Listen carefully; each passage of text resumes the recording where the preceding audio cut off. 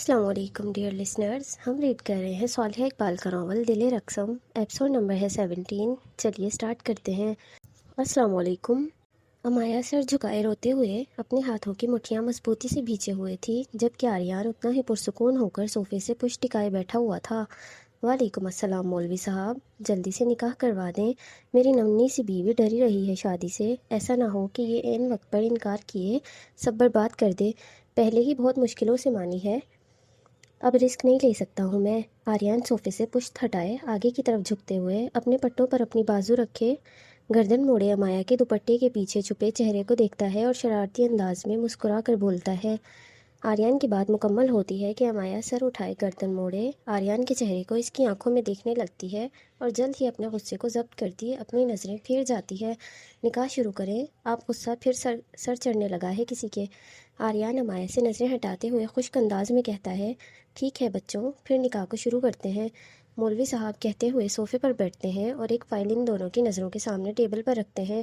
آپ دونوں کے نکاح کے گواہ کون بنیں گے؟ کوئی گواہ نہیں بنے گا، آپ ایسے ہی نکاح شروع کریں۔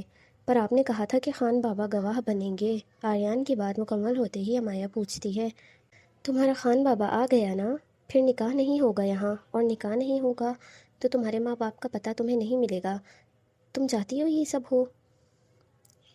آریان بالکل دھیمے سے امایا کی سوالیہ آنکھوں میں دیکھتے ہوئے بولتا ہے۔ جواباً امایا کچھ نہیں کہتی ہے اور سر جھکائے واپس اپنے خالی جھولی کی طرف دیکھنے لگتی ہے۔ شروع کریں مولوی صاحب، 2 منٹ بچے ہیں اب، آریان کہتا ہے اور مولوی صاحب نکاح پڑھوانا شروع کرتے ہیں۔ آریان شاہ ولد آدم شاہ، آپ کا نکاح امایا خان ولد۔ مولوی صاحب کہتے کہتے 2 پل کے لیے رکتے ہیں اور سر اٹھائے شیروز کی جانب دیکھتے ہیں۔ کفیر ملک، آریان گہری سانس لیتے ہوئے کہتا ہے اور امایا سر اٹھائے اس کی جانب ایک بار پھر اپنی نم آنکھوں سے دیکھتی ہے۔ زندگی میں پہلی بار تھا جب امایا نے اپنے اصل بابا کا نام سنا تھا۔ آریان شاہ ولد آدم شاہ، آپ کا نکاح امایا کفیر ولد کفیر ملک سے 50 لاکھ سکہ رائج الوقت نکاح طے پایا جاتا ہے۔ کیا آپ کو یہ نکاح قبول ہے؟ قبول ہے، آریان بنا وقت گوائے اسی پل بولتا ہے۔ مولوی صاحب مزید 2 بار اور اس سے پوچھتے ہیں اور دونوں بار وہ اسی طرح جواب دیتا ہے۔ اب آپ کی باری بیٹا، امایا کی طرف ہاتھ سے اشارہ کرتے ہوئے کہتے ہیں۔ امایا کفیر ولد کفیر ملک، آپ کا نکاح آریان شاہ ولد آدم شاہ سے 50 لاکھ سکہ رائج الوقت طے پایا ہے۔ کیا آپ کو یہ نکاح قبول ہے؟ مولوی صاحب پوچھتے ہیں اور امایا خاموش رہتی ہے۔ امایا کی خاموشی کو توڑنے کے لیے آریان گردن موڑے امایا کے چہرے کی جانب دیکھنے لگتا ہے۔ قبول؟ آریان کی نظروں کی تپش خود پر محسوس کرتی امایا اپنے ہاتھوں کو آپس میں مسلتے ہوئے گہری سانس لیے بولنے لگتی ہے اور بولتے بولتے سر اٹھائے مولوی صاحب کی جانب دیکھنے لگتی ہے، پر نظریں مولوی صاحب سے پہلے بنگلے کے دروازے سے جلد بازی میں گہری سانسیں لیے لمبے لمبے ڈھک بھرتے آتے عباس پر ٹک جاتی ہیں، جسے دیکھتے ہی امایا کے ادھورے لفظ اس کے منہ میں ہی ٹھہر گئے تھے۔ امایا کے ساتھ ساتھ آریان کی نظریں بھی عباس پر جا ٹھہرتی ہیں۔ عباس کو دیکھتے ہوئے آریان کے چہرے پر شرمندگی کے نہیں خوشی کے تاثرات چھانے لگتے ہیں، چہرے پر الگ سی شیطانی مسکراہٹ رینگنے لگتی ہے۔ امایا خان ولد کفیر خان ملک، آپ کا نکاح آریان شاہ ولد آدم شاہ سے 50 لاکھ سکہ رائج الوقت طے پایا جاتا ہے۔ کیا آپ کو یہ نکاح قبول ہے؟ مولوی صاحب بنا عباس کی طرف دیکھے دوبارہ امایا سے پوچھتے ہیں۔ نہیں قبول۔ عباس اپنے الفاظوں پر زور دیتے ہوئے آگے امایا کی طرف بڑھتے ہوئے کہتا ہے، قبول ہے۔ عباس کو اپنی طرف آتا دیکھ امایا گہری سانس لیے کہتی ہے اور کہتے ہی گردن موڑے آریان کو دیکھتی ہے جو مسکراتے ہوئے عباس کو دیکھ رہا ہوتا ہے۔ امایا کی نظریں آریان پر ہوتی ہیں اور مولوی صاحب 2 بار اور اس سے پوچھے ان کے نکاح کو مکمل کرتے ہیں۔ امایا کے قبول کرنے پر عباس کے آگے بڑھتے ہوئے قدم برف کی طرح ایک ہی جگہ جم چکے تھے۔ مولوی صاحب نکاح کے فوراً بعد نکاح نامے پر دستخط لیے ان دونوں کے سر پر ہاتھ رکھے شیروز کے ساتھ واپس جانے کے لیے نکل پڑتا ہے۔ نکاح کی مبارکباد نہیں دے گا؟ اب تو وقت پر آ گیا ہے تو دوست عرف سسر جی، آریان کہتے ہوئے ہنستے ہوئے عباس کی طرف بڑھتا ہے اور اس سے گلے ملنے کے لیے جاتا ہے کہ عباس ایک زوردار مکہ آریان کی طرح نکاح کے فوراً بعد اس کے منہ پر دے مارتا ہے، جس سے اسی پل آریان لڑکھڑاتے ہوئے 2 قدم پیچھے ہوتا ہے اور اپنے آپ کو سنبھالتے ہوئے اپنے ہونٹ پر ہاتھ رکھتا ہے کہ ہونٹ سائڈ سے پھٹ جاتا ہے، جس سے نکلتا خون آریان کے ہاتھ پر اس کی انگلیوں پر لگتا ہے۔ شیڈو، سوری سر، رحم کر دیں پلیز، آدمی گڑگڑاتے ہوئے درد میں کراہتے ہوئے بمشکل ٹوٹے پھوٹے لہجے میں بولتا ہے۔ ایک چھوٹا سا چکور کمرہ جو ہر طرف سے بند تھا، صرف ایک دروازہ تھا، وہ بھی چھوٹا سا، اندھیرے میں ڈوبا ہوا تھا۔ ہلکی پھلکی سی روشنی تو تھی، لیکن صرف اس چھوٹے سے کمرے کے باہر، جس کو بھی وہ روکے ہوئے تھا۔ شیڈو اور اس کے سامنے کمر پر ہاتھ رکھ کر الٹا لٹکا ہوا آدمی، جو پھٹے ہوئے کپڑے میں خون سے تر کپڑوں میں ملبوس تھا۔ تشدد کی وجہ سے اس کے جسم سے نکلتا خون اس کے سر سے چہرے سے گزرتے ہوئے ٹپک رہا تھا۔ رحم، سوری اور شیڈو کی ایک لائن، تینوں الفاظ فٹ نہیں ہوتے ہیں۔ اپنے ہاتھوں پر بلیک کلر کے گلوز چڑھاتا شیڈو پرسکون انداز میں کہتا ہے، وہ بھی ایک لڑکی کو مارنے بھیجا تھا، پر اسے مارنے کے بجائے اس کے اپنے آدمیوں کو مروا کر خود ڈر کر میرے پاس یہ بتانے آ گئے۔ واقعی میں اپنے دونوں ہاتھوں پر گلوز چڑھاتا کچھ قدم آگے بڑھتا، اپنے بائیں ہاتھ کی طرف کی دیوار کے پاس جاتا ہے، جس کے آگے ایک لمبے سے اور اونچے سے ٹیبل پر تیز نوکیلے ہتھیار پڑے ہوئے تھے۔ ان ہتھیاروں میں سے سب سے چھوٹا ایک باریک سا پین جیسا ہتھیار لیے شیڈو اپنی کمر پر ہاتھ باندھتا واپس الٹے لٹکے ہوئے آدمی کی طرف بڑھتا ہے۔ سر وہ عام لڑکی نہیں ہے، اس نے بتایا کہ وہ کرمنل آدمی بول ہی رہا تھا کہ شیڈو اپنے ہاتھ میں پکڑے اوزار کو بنا سوچے سمجھے اس آدمی کے گلے میں سانس کی نالی میں گھونپ دیتا ہے، جس سے اسی پل اس کے منہ سے الٹی کی طرح ڈھیر سارا خون نکل کر شیڈو کے جوتوں پر، اس کے 3 پیس سوٹ کے پینٹ کے پائچوں پر گر جاتا ہے۔ شیڈو آدمی کو بالوں سے پکڑے اس کا سر اوپر کرتا ہے، جس سے خون کے اس پر گرنے کی رفتار کم ہوتی ہے۔ جانتا ہوں میں وہ کرمنل ہے، لیکن شاید تم نہیں جانتے، حسنہ سے کرمنل بنانے والا میں ہوں۔ ہم کرمنلز کے دنیا میں کام صرف ایک مضبوط لڑکی ہی کر سکتی ہے، لیکن اس کی بہادری، مضبوطی صرف تب تک ہونی چاہیے جب تک وہ ہمارے فائدے کے لیے ہو۔ جس دن وہ ہمارے کیے فیصلوں پر سر جھکا کر انہیں ماننے کے بجائے آنکھوں میں آنکھیں ڈال کر اپنے فیصلے سنانے لگیں، اسی دن ان کی گردنیں کاٹ ڈالو، تاکہ نہ وہ سر اٹھا کر دیکھنے کے قابل رہیں اور نہ ہی ہمارے کیے فیصلوں پر سر اٹھانے کے۔ شیڈو کہتا ہے، اور کہتے ہی اسے اوزار سے اسی پل اس آدمی کے گلے میں دوبارہ ڈال کر زور سے اس کا گلا چیر ڈالتا ہے۔ اللہ! گلا کٹتے ہی شیڈو اس کا سر جھٹکے سے چھوڑے اپنے قدم پیچھے کی طرف اٹھاتا ہے تاکہ مزید خون خود پر نہ گر جائے۔ انا للہ و انا الیہ راجعون۔ چلو ایک اور گنہگار کو کم کیا میں نے دنیا سے۔ اللہ پاک تمہیں جہنم میں پھینک دیں، کیونکہ اصل میں تم جیسے نکمے نکارہ لوگوں کی وہی جگہ ہے۔ خدا حافظ۔ شیڈو خوشی سے بھرپور بھاری سی آواز میں گردن سے بہتے خون کو دیکھتے ہوئے ہنستے ہوئے کہتا ہے، اور کہتے ہی پہلے اپنے گلوز اتار کر زمین پر پھینکتا ہے، پھر اپنے جوتے اتارتے ہوئے وہ اس چھوٹے سے اندھیرے کمرے سے باہر نکلے روشنی میں آتا ہے۔ شیڈو کا شیڈو اپنے چاروں طرف سے نمایاں ہوتی سفید رنگ کی روشنی میں غائب ہو گیا تھا۔ چھوٹے اندھیرے کمرے سے نکل کر وہ آگے کی طرف بڑھتا، جرابیں پہنے ہوئے بڑھ جاتا ہے کہ چند قدم چلتے ہی رک جاتا ہے۔ ایک بڑی سی حویلی سفید رنگ میں چاروں طرف سے رنگی ہوئی تھی، اور اس میں سفید رنگ کی روشنی ہی روشنی تھی۔ اچانک سے روشنی میں آنے سے شیڈو کی آنکھوں کے آگے اندھیرا چھانے لگتا ہے۔ وہ ابھی سیڑھیوں تک ہی پہنچا تھا کہ اپنے دونوں ہاتھ اپنے چہرے پر رکھے وہ اپنی آنکھیں بند کر لیتا ہے۔ بھائی، امایا نہیں مل رہی مجھے دوبارہ۔ سفید حویلی کے دروازے سے اندر داخل ہوتے ہوئے زیان گہری سانسیں لیتے ہوئے ہانپتے ہوئے کہتا ہے کہ سیڑھیوں کے اوپری دوسری منزل پر اپنا چہرہ اپنے ہاتھوں میں چھپائے ہوئے شیڈو اپنے چہرے سے ہاتھ ہٹاتا ہے اور سیدھا زیان کی طرف دیکھتا ہے۔ کیا بکواس کر رہے ہو؟ شیڈو اپنی لائٹ براؤن کلر کی آنکھوں سے گھورتے ہوئے ایک بھاری بھرکم آواز میں دھاڑتے ہوئے کہتا ہے۔ دھاڑ کی گونج اتنی تھی کہ سفید حویلی کے باہر کھڑے گارڈ سب سن کر ڈر کے مارے ایک دوسرے کو دیکھنے لگتے ہیں۔ سچ کہہ رہا ہوں، میں نے ہر جگہ اسے دیکھا ہے، پر وہ نہیں مل رہی ہے۔ زیان سر جھکائے کہتا ہے، دوسری منزل سے پینٹ کی جیب میں ہاتھ ڈالتے ہوئے۔ شیڈو، جو حقیقت میں کوئی اور نہیں، سردار عباس خان کا بڑا بیٹا، گاؤں کے پنچایتی فیصلوں کو دیکھنے والا عارش خان تھا۔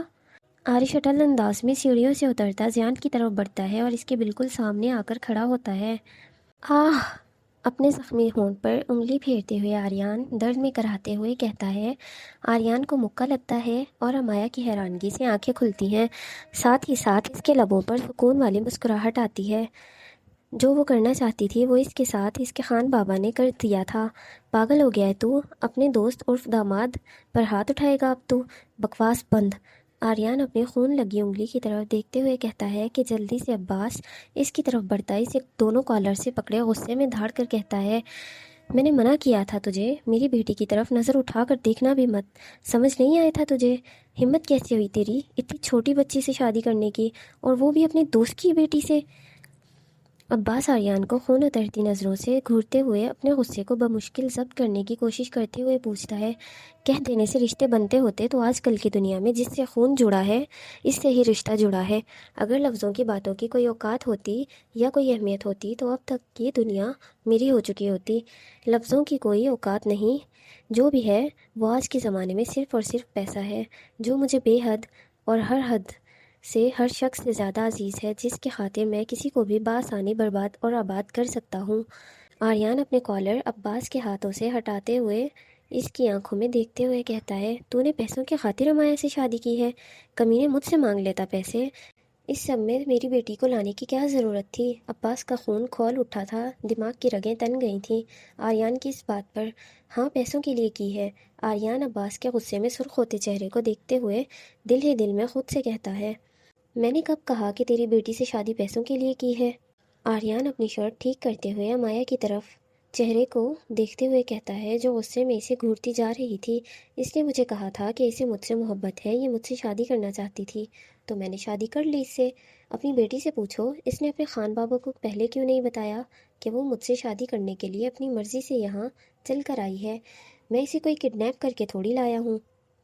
آریان امایا کے چہرے کو دیکھتے ہوئے کہتا ہے، اور کہتے ہی گہری سانس لیتے مسکراتے ہوئے آنکھ ونک کر جاتا ہے۔ آریان کہتا ہے اور امایا کے دماغ چاروں شانے چت کر جاتا ہے۔ وہ بے یقینی کے عالم میں آریان کو دیکھتی رہتی ہے کہ اسی پل عباس کے حیران کن نظریں امایا کی طرف اٹھتی ہیں۔ عباس جانتا تھا کہ امایا بچپن سے ہی آریان کی دیوانی ہے، پر وہ یہ حرکت کرے گی کبھی اس نے سوچا بھی نہیں تھا۔ امایا، کیا یہ سچ ہے جو آریان کہہ رہا ہے؟ وہ سچ ہے یا نہیں؟ عباس اپنے ہاتھوں کی مٹھیاں مضبوطی سے بھینچتے ہوئے امایا کی طرف بڑھتے ہوئے اسے حیران کن نظروں سے دیکھتے ہوئے کہتا ہے اور غصے کو ضبط کرتا ہے، خان بابا، نہیں، تجھے میں جھوٹا لگ رہا ہوں کیا؟ مانا کہ سیاست دان ہوں، پر اب میں اتنا بھی کوئی کرپٹ آدمی نہیں ہوں جو اپنی ہی شادی کو لے کر جھوٹ بولوں گا۔ آریان امایا سے نظریں ہٹاتا سنجیدگی سے عباس کے چہرے کو دیکھتے ہوئے کہتا ہے، گڑیا، کچھ پوچھا ہے تم سے؟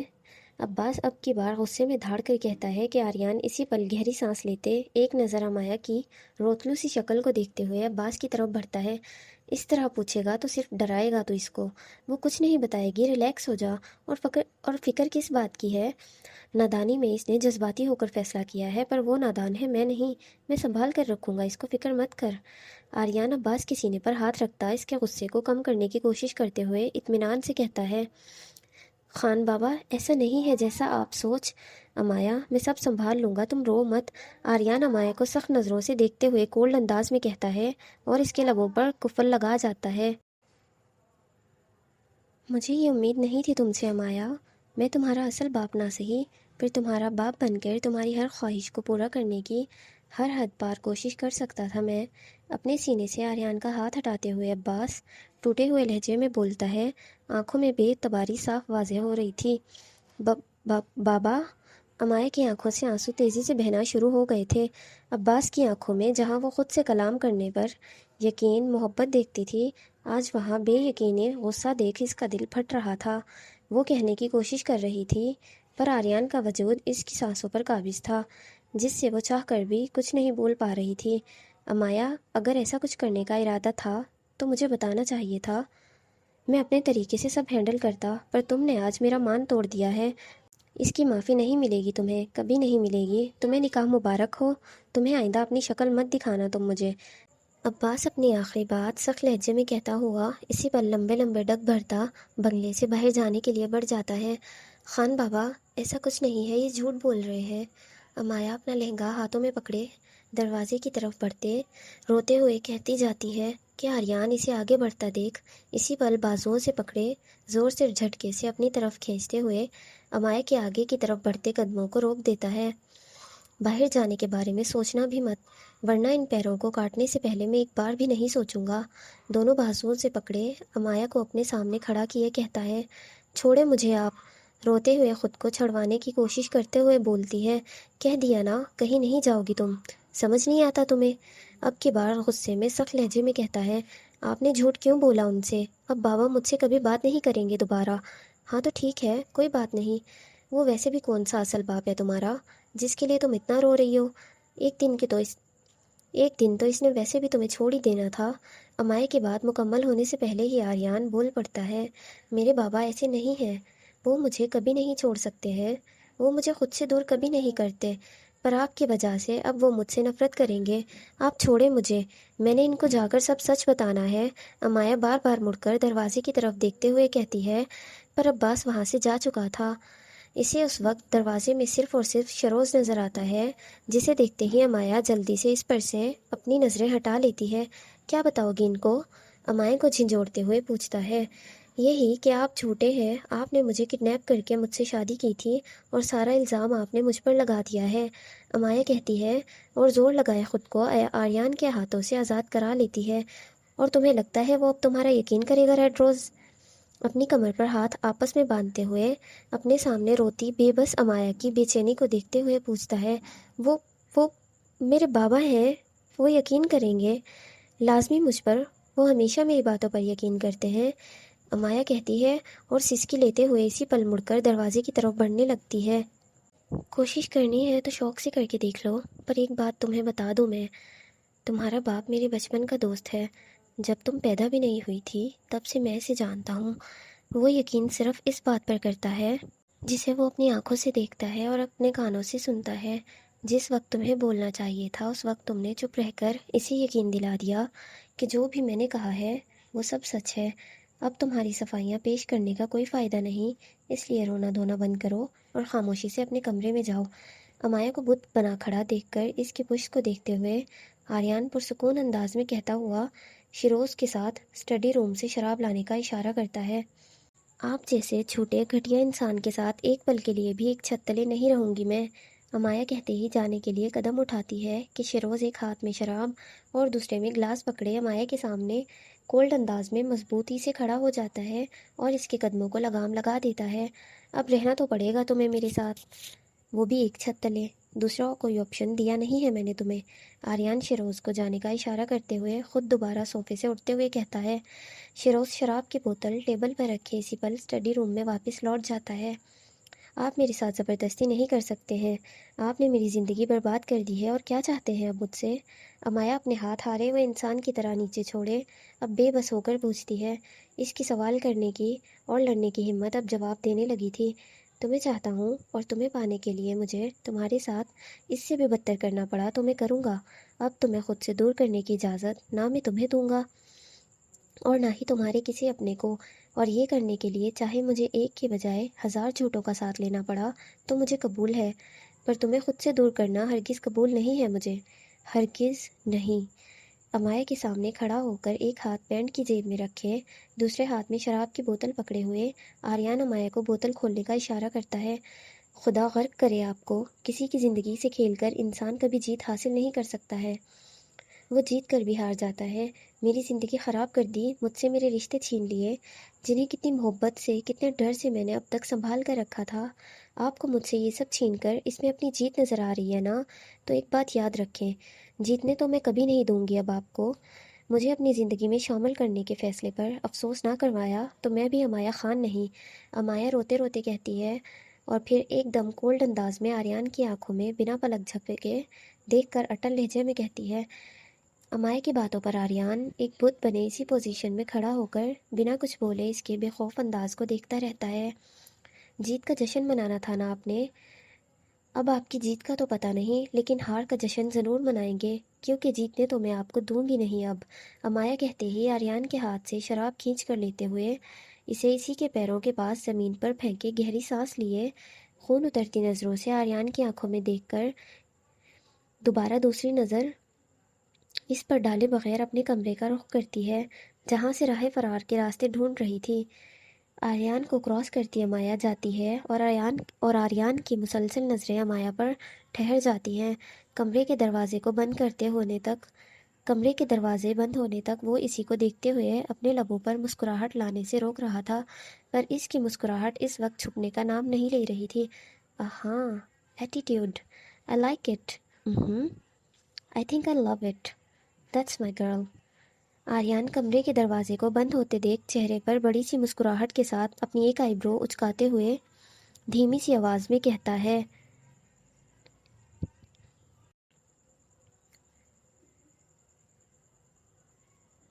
और कहते ही दरवाजे से नजरें हटाते स्टडी रूम की तरफ देखता है, जहां शिरोज दरवाजे में खड़ा सीने पर दोनों हाथ बांधे हुए छोटी छोटी आंखों से आर्यन के चेहरे की मुस्कुराहट को देख रहा होता है।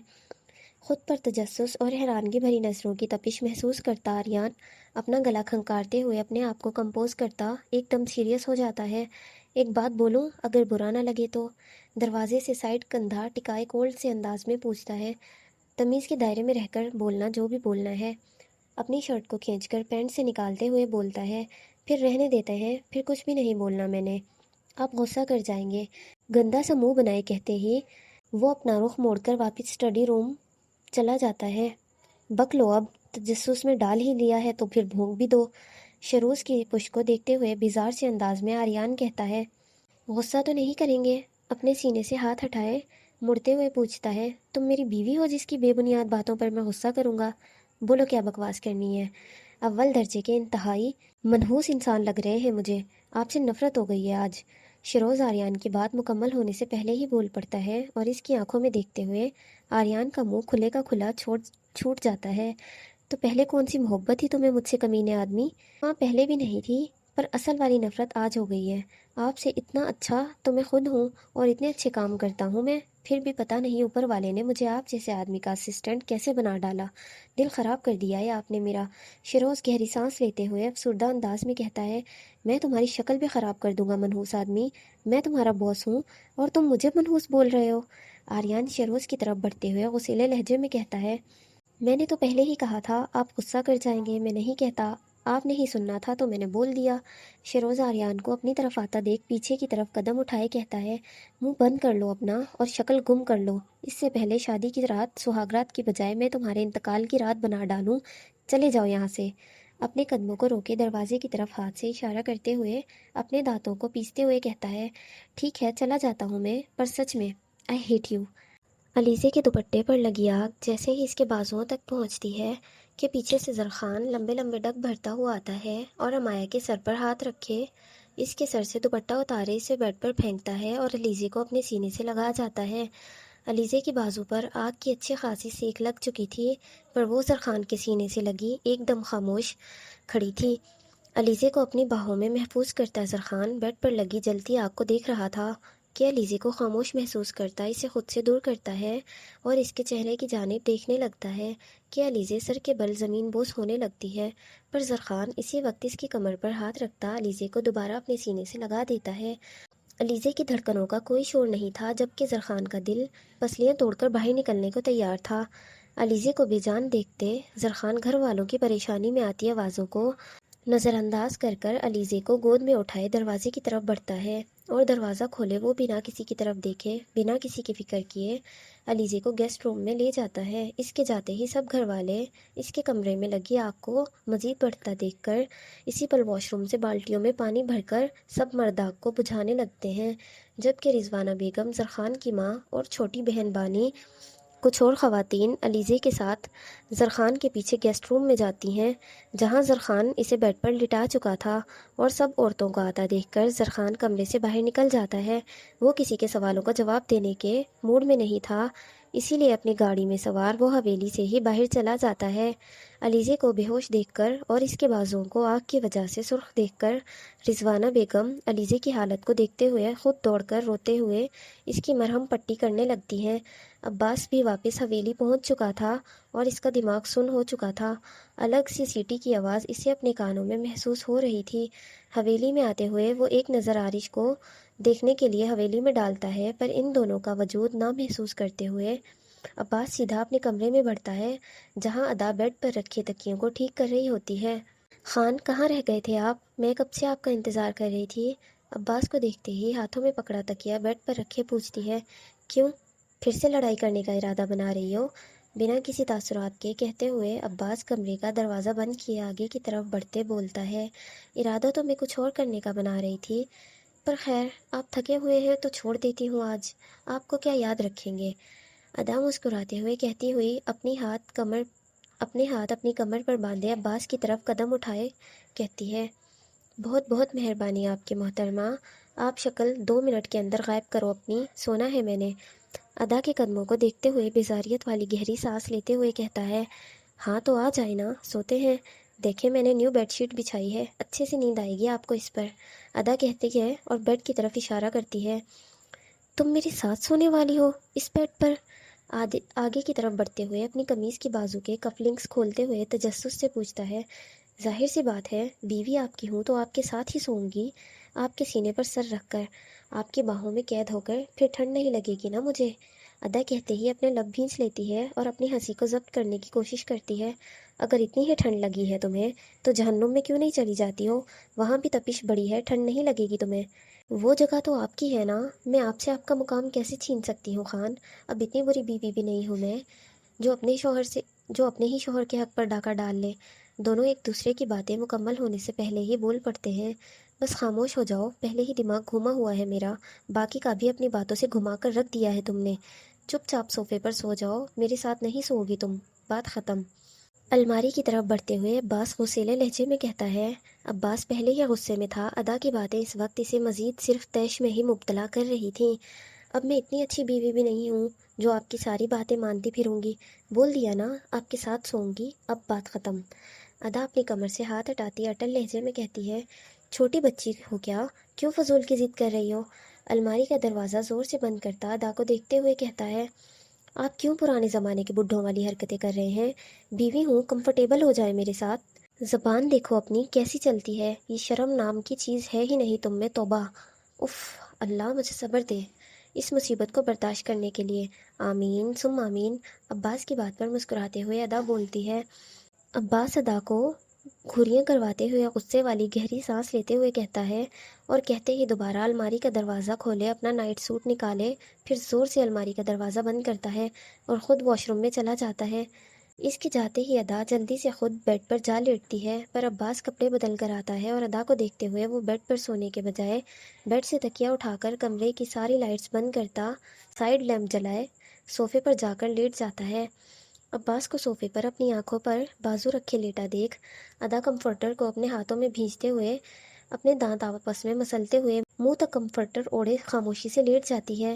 سفید حویلی جس کی ہر چیز سفید تھی سوائے وہاں کے فرنیچر کے، حویلی کا رنگ، اس میں لگے جھومر، اس کی کھڑکیاں، ہر چیز سفید شیشے کی تھی، ایک دم صاف شفاف تھی، جیسے کبھی استعمال ہی نہ کیا گیا ہو۔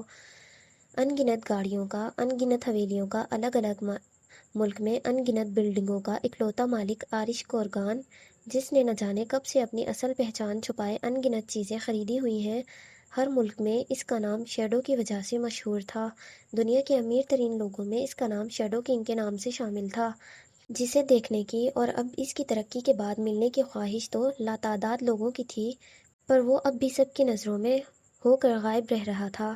دل رقصم کی کہانی کا شیڈو کنگ پورے کشمیر کا سب سے امیر شخص، پر اپنی پہچان چھپائے ہوئے وہ ایک عام شخص کی زندگی جی رہا تھا، جس کی زندگی کا ہر فیصلہ سائیں خان کرنے والے ہیں۔ عارش زیان کے سامنے کھڑا اس کے جھکے سر کو دیکھتے ہوئے ٹیڑھی اسمائل کرتے ہوئے زیان کو دیکھ رہا تھا۔ ہاتھوں میں گلوز پہنے ہونے کے بعد بھی عارش کے ہاتھوں پر خون لگا ہوا تھا، جسے وہ اپنی بند ہوتی مٹھی میں محسوس کر رہا تھا۔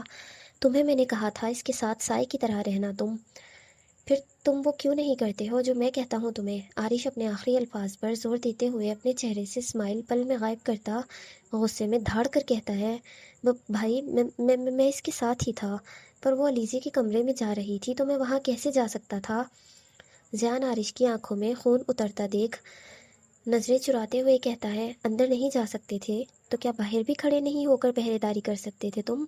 عارش اپنے ہاتھوں کی مٹھیاں اور مضبوطی سے بھینچتے ہوئے اپنے دانت بھینچتے غصے کو ضبط کرتے ہوئے کہتا ہے، سوری بھائی۔ زیان اپنے ہاتھوں کو آپس میں مسلتے ہوئے عارش کے سامنے کھڑا گردن جھکائے کہتا ہے، پھر سے سوری۔ زیان کی معافی سنتے ہوئے گہری سانس لیتے اپنی آنکھیں بند کیے کہتا ہے، اور کہتے ہی زیان کے نزدیک بڑھتا ہے، معافی مت مانگا کرو، جانتے نہیں یا جان کر بھی انجان بننے کا شوق ہو رہا ہے۔ معاف کرنا نہیں آتا ہے مجھے۔ عارش اپنے دائیں ہاتھ پر جو خون لگا ہوا تھا اس ہاتھ سے زیان کی گردن اپنے ہاتھ میں دبوچتے ہوئے کہتا ہے، میں ڈھونڈ لوں گا اس کو بھائی، آپ فکر نہ کریں، امایا کو کچھ نہیں ہوگا۔ اپنی گردن سے عارش کے ہاتھ کو ہٹانے کی کوشش کرتے ہوئے کہتا ہے، اسے کچھ ہونا بھی نہیں چاہیے، اگر اس پر خراش تک آئی تو یہ یاد رکھنا تم میرے کیا لگتے ہو، میں اسی پل بھول جاؤں گا، اور تم جانتے ہو میں اپنے مطلب کے لیے کسی بھی حد تک جا سکتا ہوں۔ کسی بھی حد تک اپنے الفاظوں پر زور دیتے ہوئے اپنے منہ میں زبان گھماتے زیان سے نظریں ہٹاتے ہوئے کہتا ہے، وہاں کچھ ہوا تھا جو امایا کہیں چلی گئی؟ عارش چہرے پر تھوڑے بہت فکر مندی کے تاثرات کے ساتھ تجسس سے پوچھتا ہے، اور پوچھتے ہوئے سفید چمکتے ہوئے جھومر کے نیچے اسکن کلر کے صوفے کی طرف بڑھنے لگتا ہے۔ نہیں، ایسا کچھ نہیں تھا، حال بتہ علیزے اپنی رخصتی سے بھاگنے کی تیاری کر رہی تھی، اسی لیے وہ میری گاڑی میں آ کر چھپی تھی، تبھی مجھے پتا چلا امایا حویلی میں اس کے ساتھ نہیں ہے۔ پھر میں نے پوری حویلی میں ڈھونڈا اس کو، پر وہ مجھے کہیں نہیں ملی۔ رخصتی کی تقریب شروع ہو گئی تھی تو میں وہاں سے نکل آیا۔ زیان ایک ایک بات یاد کر کے کہتے ہوئے عارش کی طرف بڑھتے ہوئے اس کے سامنے صوفے پر جا بیٹھتا ہے۔ اور خان کو پتہ ہے اس بارے میں کہ ان کی گڑیا غائب ہو چکی ہے؟ ایک بار پھر سے صوفے سے پشت ٹکائے اپنے دونوں پیر سامنے والے ٹیبل پر رکھتے ہوئے پوچھتا ہے، شاید نہیں، وہ تو آپ کے بھیجے ہوئے آدمی سے ملنے گئے ہوئے ہیں نا، انہیں اس بارے میں کوئی علم نہیں ہوگا، اور میں نے گارڈز کو بھی منع کر دیا تھا ان کو کچھ بتانے سے۔ زیان بھی صوفے سے پشت ٹکائے کہتا ہے کہ اتنے میں سفید حویلی کے دروازے کھلنے لگتے ہیں۔ دروازے کی کھلنے کی آواز پر دونوں اسی پل دروازے کی جانب دیکھتے ہیں جہاں سے براق اپنے ہاتھ میں ڈارک گرے کلر کا کوٹ لٹکائے ہوئے اپنے بالوں میں ہاتھ پھیرتے ہوئے حویلی میں داخل ہو رہا تھا۔ براق کو دیکھتے ہوئے عارش کے لبوں پر ایک گہری پرسکون سی مسکراہٹ چھا جاتی ہے۔ ویلکم براق کورگان۔ عارش اپنے پیر ٹیبل سے نیچے اتارتے ہوئے صوفے سے اٹھ کھڑے ہو کر کہتا ہے۔ عارش کے چہرے پر ہلکی سی مسکراہٹ ہوتی ہے، جبکہ براق کا چہرہ ہر قسم کے ایکسپریشن سے دور ہوتا ہے۔ براق کا کوئی سرنیم نہیں تھا، باہر کے ملک سے بلایا گیا ایک کرمنل ریکارڈ میں سب سے زیادہ ان گنت قتل کرنے والا عارش کا وہ ایک بہترین ہتھیار جسے سائیں خان سے الجھانے کے لیے عارش نے اسے اپنا سرنیم دے کر اس کی زندگی میں بھیجا تھا۔ منحوس خبر سنائی مجھے تو یاد رکھنا تمہارا جسم سلامت نہیں چھوڑوں گا، براق کے چہرے سے اس کی خاموشی سے اندازہ لگاتے ہوئے کہتا ہے۔ خبر تو منحوس ہی ہے، پر اس میں میرا کوئی قصور نہیں ہے، تمہارے خان بابا کو پرواہ ہی نہیں تھی۔ براق عارش کی آنکھوں میں دیکھتے ہوئے کہتے ہی صوفے پر کوٹ پھینکتا ہوا زیان کے ساتھ صوفے پر آنکھیں بند کیے بیٹھ جاتا ہے۔ مطلب پیپر سائن ہوئے کہ نہیں؟ عارش سخت نظروں سے دیکھتے ہوئے گمبھیر آواز میں پوچھتا ہے۔ نہیں ہوئے، وہ ریسٹورانٹ پہنچ گیا تھا پر دروازے سے ہی لوٹ گیا تھا۔ وجہ؟ براق کی بات صحیح سے مکمل بھی نہیں ہوئی تھی کہ عارش تجسس بھری نظروں سے دیکھتے ہوئے پوچھ بیٹھتا ہے، پتہ نہیں، اسے فون آیا تھا، غصے میں دھاڑ رہا تھا، بات کرتے ہی وہ اپنے گارڈز کے ساتھ واپس چلا گیا، دوبارہ ملاقات کا کہہ کر گیا ہے۔ براق اپنی بند آنکھوں کو کھولے عارش کے سامنے کھڑا دیکھ کر اسے سر سے پیر تک دیکھتے ہوئے کہتا ہے، کس کا فون آیا تھا؟ عارش کی نظروں میں تجسس ابھی بھی ظاہر ہو رہا تھا۔ کسی آریان کا تھا، شاید شادی کا کہہ رہا تھا۔ آریان شاہ؟ شادی؟ کس کی شادی؟ کس کی بات کر رہے ہو تم؟ پوری بات بتاؤ۔ عارش غصیلی نظروں سے گھورتے ہوئے براق کی طرف بڑھتے ہوئے اٹل لہجے میں بلند آواز میں پوچھتا ہے۔ عارش کو غصے میں دیکھتے ہوئے زیان اسی پل ڈرتے ہوئے اٹھ کھڑا ہوتا ہے۔ مجھے نہیں پتا کہ وہ کس کی شادی کی بات کر رہا تھا، بس غصے میں دھاڑتے ہوئے کہہ رہا تھا وہ بچی ہے، اگر ایسا ویسا کچھ کیا تو میں تجھے زندہ نہیں چھوڑوں گا، یہ بات بھی میرے آدمیوں نے سنی تھی، انہوں نے ہی بتایا تھا مجھے۔ براق صوفے سے پشت ہٹاتا صوفے سے اٹھ کھڑا ہو کر عارش کی نظروں کے سامنے سے گزرتا ہوا ڈائننگ ٹیبل کی طرف بڑھتا ہے۔ بچی؟ امایا اس آریان کے پاس ہے؟ عارش خود سے پوچھتے ہوئے زیان کو دیکھنے لگتا ہے اور اپنی ایک آئی برو اٹھاتے ہوئے اس کی طرف بڑھتا ہے۔ آریان وہاں آیا تھا؟ عارش زیان سے دانت بھیجتے ہوئے پوچھتا ہے۔ مجھے نہیں پتا ہے بھائی، میں نے نہیں دیکھا ہے وہاں اسے، زیان جھجکتے ہوئے جواب دیتا ہے۔ عارش اسی پل شیشے کے ٹیبل پر پڑا ہوا شیشے کا گلدان اٹھائے زور سے پھینکتا ہے۔ گلدان ہوا میں بلند کیا غصے میں پھینکتا تو زیان کی طرف ہے، پر زیان سامنے سے ہٹ جاتا ہے۔ اور گلدان سیدھا پیچھے دیوار پر جا لگتا ہے اور ٹکڑوں میں تقسیم ہو جاتا ہے۔ آریان شاہ اور ادا بائی دونوں نے ہاتھ بھی رکھا تو میری ہی دکھتی رگ پر۔ عارش دروازے سے باہر آسمان کی طرف دیکھتے ہوئے غصے میں کہتا ہے، دونوں کو مجھ سے الجھنے کا شوق ہو رہا ہے تو پھر ٹھیک ہے، کرتے ہیں جنگ کا آغاز۔ دکھاتا ہوں میں ان کو میری چیزوں پر نظر رکھنا کیسا ہوتا ہے۔ عارش اپنے بالوں میں دونوں ہاتھ پھیرتے ہوئے اٹل لہجے میں گہری سانس لیتے ہوئے کہتا ہے،